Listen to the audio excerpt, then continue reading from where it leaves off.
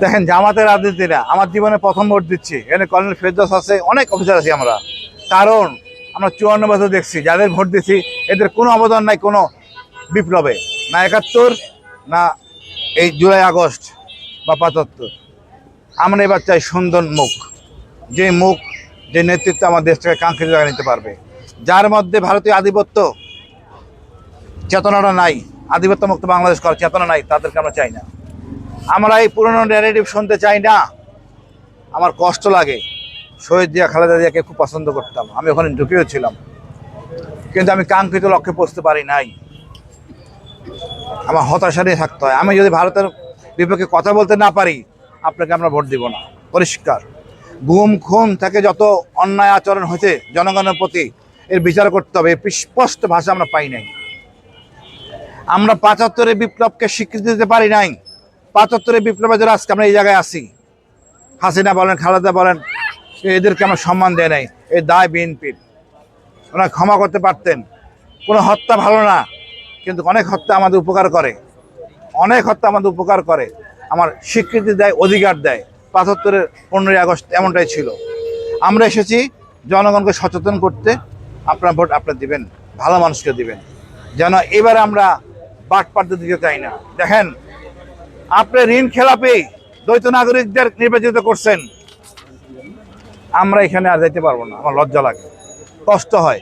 আমরা এত কষ্টের পরেই দেখেন, একটা ভুলের জন্য মঈন আহমেদকে বানাইছিলেন, যার জন্য আমাদের কিন্তু এই এক এগারো পুরো দেশ কষ্ট পাইছে। তারপরে দেখেন এই হাসিনা আমাদের 57 জন অফিসার মারা গেছে এক মঈন আহমেদ দিয়া।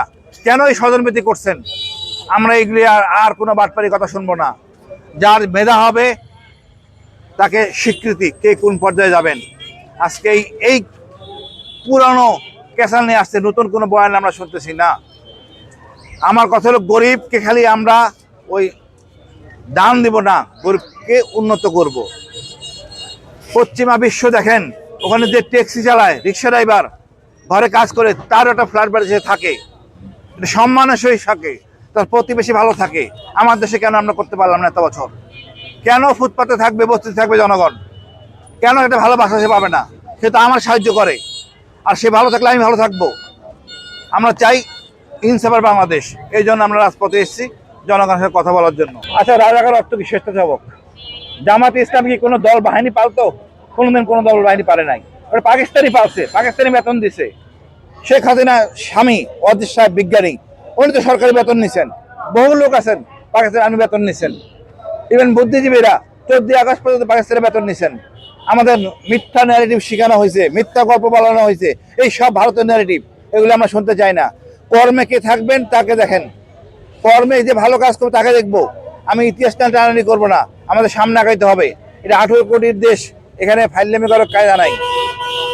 এই জনগণ এই বিপ্লবে দেখেন কোন নেতা মারা গেছে, কোন নেতা ছেলে মারা গেছে, কেউ মারা যায় নাই। এই আমজনতা মারা গেছে। আপনি আমজনতাকে স্বীকৃতি দেন না, আমজনতার কাছে আসেন, দেশটা গর্ববোধ করবে, আপনিও গর্ববোধ করুন, দেশটা গর্ববোধ করবে। ভাই, এই জিনিসটা ভুল হয়েছে। আপনার এই নির্বাচনের শেষ মুহূর্তে এসে এখন আমরা কনফার্ম নির্বাচন হচ্ছে, এর 4 দিন 5 দিন আগে আমরা সংশয় ছিলাম নির্বাচন হবে কি হবে না। এখন নির্বাচনের মধ্যেই কাজটা করা ঠিক হয় না। এই চলমান সরকারের কোনো ক্ষমতাই নাই। আপনারা জানেন কারা ক্ষমতাটা কেন্দ্রীভূত করতেছে। আমরা নির্বাচন করি, তার 2 দিন পরে আন্দোলন করলে ভালো হইতো। সরকারকে চাপে রাখতে পারতাম, নতুন সরকার বিচার করতে হবে।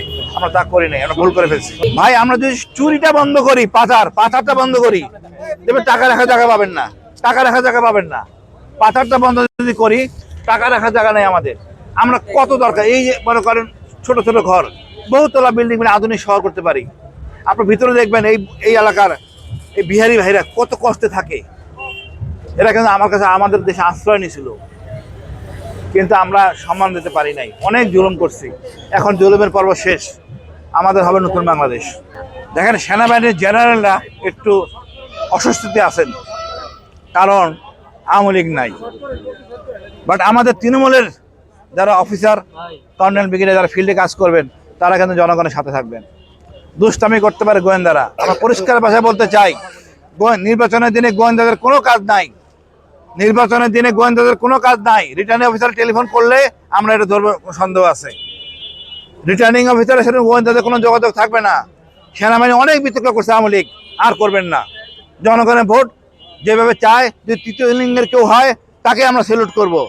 এই হবে আমাদের প্রত্যাশা, জনগণের প্রত্যাশা। এখানে কিছু করলে ক্ষতি হবে, ইনশাল্লাহ সেনাবাহিনী আমাদের সাথে থাকবে। সেনাবাহিনী পরিষ্কার বলছেন, সবাই আমাদের সাথে থাকবো, ইনসাফের বাংলাদেশ।